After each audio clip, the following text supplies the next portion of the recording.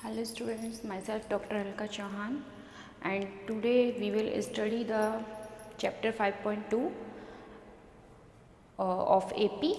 ठीक है, और इसमें हम जो है 5.2 से कुछ क्वेश्चंस आज डिस्कस करेंगे which are some important questions from the exam point of view. So the first problem, this is the question number 4 in exercise 5.2. The question is which term of an AP and the AP is given to you 3, 8, 13, 18 ... is 78. ठीक है, तो देखो बच्चों, सबसे पहले जो चीज़ है वो है कि हमें क्वेश्चन को अंडरस्टैंड करना है. ओके, उन्होंने एक AP आपको गिवन किया 3, 8, 13, 18 ... अब वो पूछ रहे हैं कि इसकी कौन सी टर्म की वैल्यू 78 होगी. ठीक है, क्या पूछा है कि कौन सी टर्म की वैल्यू 78 होगी. तो इन दैट केस जब आप इसका सॉल्यूशन करोगे तो सबसे पहले हम जब भी nth टर्म की बात कर रहे हैं कि हमको nth टर्म की वैल्यू कैलकुलेट करनी है या nth टर्म कैलकुलेट करना है, तो उस केस में हम क्या करते हैं बच्चों, हम इस वाले फॉर्मूले को लिख लेते हैं. an is equal to a plus n minus 1 into D. अब यहाँ पे देखो, मैं हर एक चीज़ को नहीं लिख रही हूँ, आपको ऐसे बताती हूँ. a क्या होता है, हमारा फर्स्ट टर्म होता है AP का. First term of an AP is 3, right. an क्या होती है, an होती है nth टर्म की वैल्यू. जो भी टर्म हम कैलकुलेट करना चाह रहे हो उसकी क्या वैल्यू है. उन्होंने क्या बोला, विच टर्म, कौन सी टर्म होगी जो जिसकी वैल्यू कितनी होगी, 78 होगी. तो an की वैल्यू कितनी दी हुई है बेटा, 78 दी हुई है. प्लस n तो हमें मालूम नहीं है कौन सी टर्म है ना, विच टर्म, तो n हमें कैलकुलेट करना है. और d कितना होगा, हाँ बिल्कुल सही, 5 होगा. 8 minus 3 is 5, right. 18 minus 13 is 5, 13 minus 8 is 5. तो कॉमन डिफरेंस इज हेयर 5. बस अब कुछ नहीं है, आप इस इक्वेशन को कैलकुलेट करो, सिंपल है, बहुत सिंपल है. 78 is equal to 3, 5n minus 5, minus 5 plus 3 is minus 2 plus 5n. It become minus 2 इधर आ जाएगा प्लस में. 80 इज इक्वल टू 5n या n is equal to 80 upon 5 16th. यानी कि जो इसकी 16th टर्म होगी, जो इसकी 16वीं टर्म होगी, उसकी वैल्यू कितनी होगी, 78 होगी. तो क्वेश्चन हो जाता है. बहुत ही सिंपल सी प्रॉब्लम थी, बस हमें ये अंडरस्टैंड करना है कि क्वेश्चन में उसने हमसे क्या पूछा है. ठीक है, और just apply this simple formula and you can calculate. Okay, अब हम नेक्स्ट प्रॉब्लम कैलकुलेट कर देखते हैं. Next problem is question number 7. Question number 7 में उसने आपसे पूछा है कि 31th टर्म की वैल्यू क्या होगी इफ़ A11 इट मीन्स कि 11th term is 38 and the 16th term is 73. In that case find the value of 31th term, or I can write it A31. Okay, वही simple हम an वाला formula लगाएंगे for the first solution. ठीक है ना. First हमें क्या दिया, A11 दिया बच्चों. A11 के लिए अगर मैं लिखूंगी तो फॉर्मूला क्या होगा, A11 is equal to a plus n minus 1 into D. a plus n कितना है हमारा, 11 है, माइनस 1 इंटू डी. और अब मैं A11 की वैल्यू पुट कर दूँ तो A11 की वैल्यू कितनी दी हुई है आपको, 38 दी हुई है. तो the equation is 38 is equal to a plus 10d. Is it clear. Okay, so this is the first equation. ये कैसे बनाई है मैंने कुछ नहीं किया. 11th टर्म, अगर 11th टर्म को हम बाय फॉर्मूला लिखने जाते हैं तो हम कैसे लिखते हैं, ऐसे ही लिखते हैं A11 is equal to a plus n minus 1 into D. ठीक है, अब A11 की वैल्यू कितनी दी हुई है हमें, 38 दी हुई है. a which is the first term जो कि हमको गिवन नहीं है, प्लस n 11th टर्म है तो ऑब्वियस 11 होगा, minus 1 into D. Common difference भी हमको यहाँ पे नहीं मालूम है, तो 11 माइनस 1 यानी 10d हो गया. सेम हम अप्लाई करेंगे 16 टर्म के लिए, तो वो क्या हो जाएगा बेटा, 73 इज इक्वल टू a प्लस 15d. Right, this is the equation number 2. Now आप सॉल्व करो इनको जैसे आप जनरली दो इक्वेशंस को सॉल्व करते हो ना. You can apply any method, substitution या एलिमिनेशन, ठीक है, जो आपको अच्छा लगे. मैं एलिमिनेशन अप्लाई कर रही हूँ. सब्ट्रैक्ट कर देंगे हम सेकेंड वन इक्वेशन को. सो थीटा में से 8 गए 5, minus 35 is here. A will be cancel out from A and it is the minus 5D. minus 15 में से plus 10 गए. minus will cancel out from minus. then D is equal to 35 upon 5 is equal to 7. Okay, अब हमको क्या पता चल चुका है कि D कितना है बच्चों, 7 है. जब D की वैल्यू हमारे पास में आ गई है, मैं फर्स्ट इक्वेशन को रख लेती हूँ. इसमें D की वैल्यू को सब्स्टिट्यूट करके A की वैल्यू हम कैलकुलेट कर लेंगे, राइट.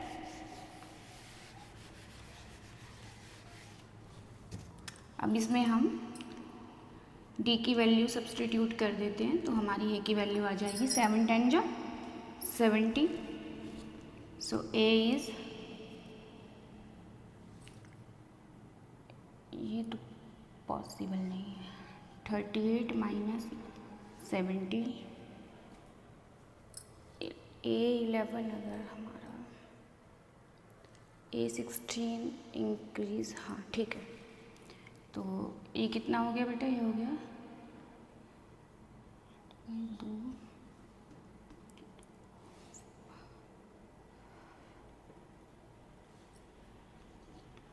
32 माइनस 32. तो फर्स्ट टर्म कितनी आ गई हमारी, A is equal to minus का 32, राइट. अब आपके पास में कॉमन डिफरेंस की वैल्यू भी है, फर्स्ट टर्म की वैल्यू भी है. आपसे 31 टर्म पूछे तो आप क्या कर सकते हो, इसको कैलकुलेट कर सकते हो, राइट. और ये बहुत ही अच्छा क्वेश्चन है, इस टाइप का क्वेश्चन जरूर आता है एग्जाम में. देखिए अब A31 कितना हो जाएगा, A plus 30D, right. n minus 1 करेंगे तो then A31, A is here minus का 32 प्लस 30 इंटू 7 माइनस 32 प्लस 3 7 से 21 210.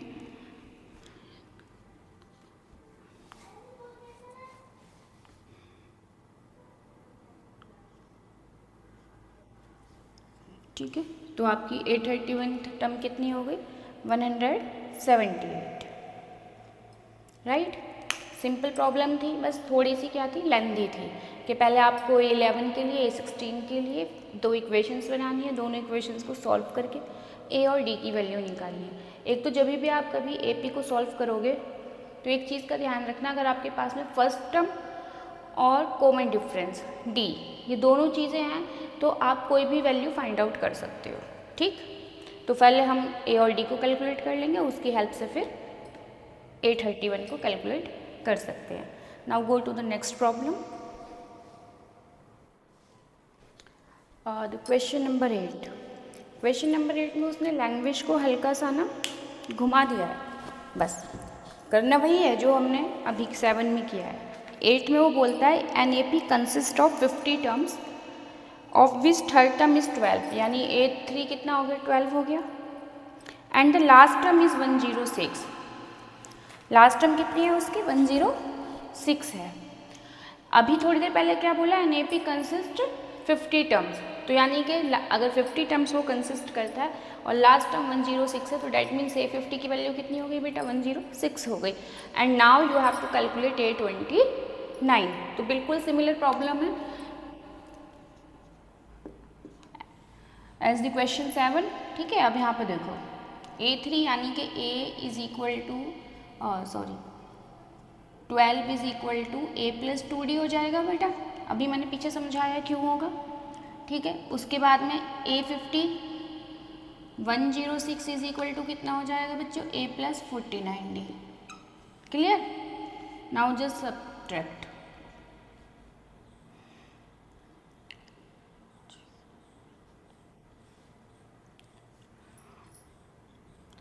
It's minus 94.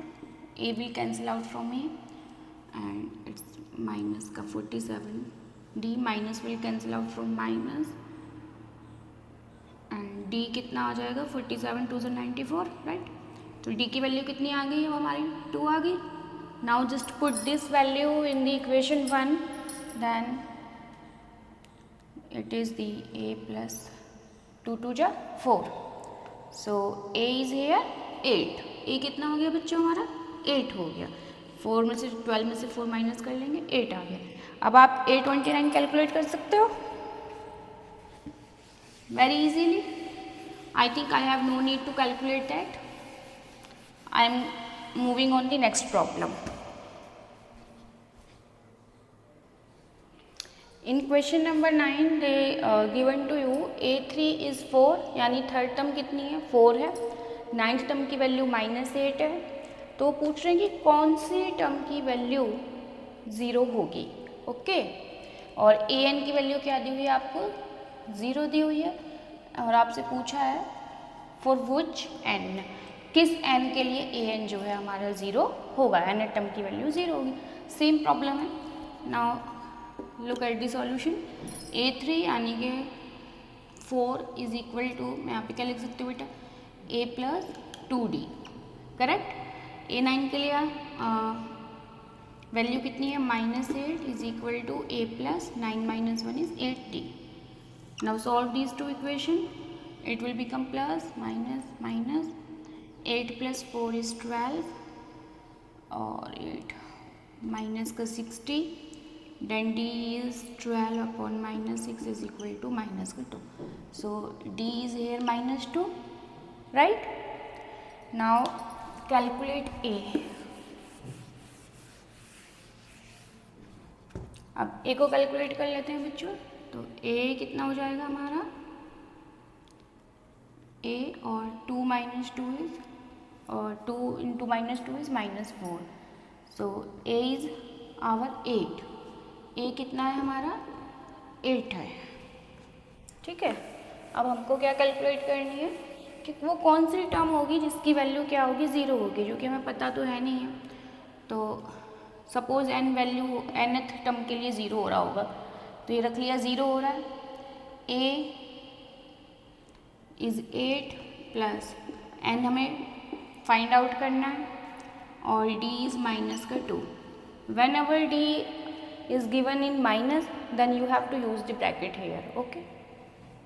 ये कंपलसरी होता है, ध्यान रखना। कई बार बच्चे क्या करते हैं ना, इसको यहाँ पे ये नहीं लगाएंगे, ऐसे लिख देंगे, फिर पूछते हैं कि क्वेश्चन क्यों हमारा काट दिया गया, तो इसलिए काट दिया गया। ओके, 8 माइनस का 2n माइनस माइनस प्लस का 2। आई होप कि this step is clear to all of you. देखिए -2 से जब हम प्लस के n को मल्टीप्लाई करेंगे तो प्लस माइनस माइनस -2n, जब -2 से -1 को मल्टीप्लाई करेंगे तो 8 बिकम माइनस माइनस +2, ठीक है। अभी मैं इसमें